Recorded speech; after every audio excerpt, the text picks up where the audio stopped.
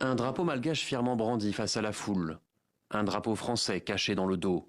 Et un titre, Monsieur le Président français de la République de Madagascar.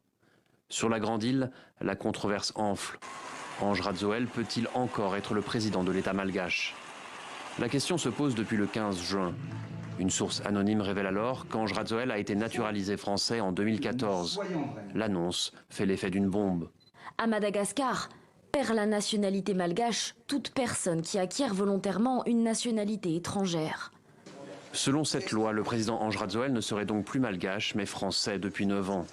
Il n'aurait par conséquent pas dû être autorisé à se présenter aux élections de 2018. L'opposition monte au créneau et crie au scandale.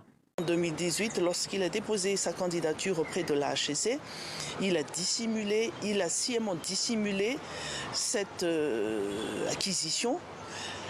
Donc il a menti au peuple malgache. Si les gens ont su qu'il a la nationalité française, ça aurait changé les résultats.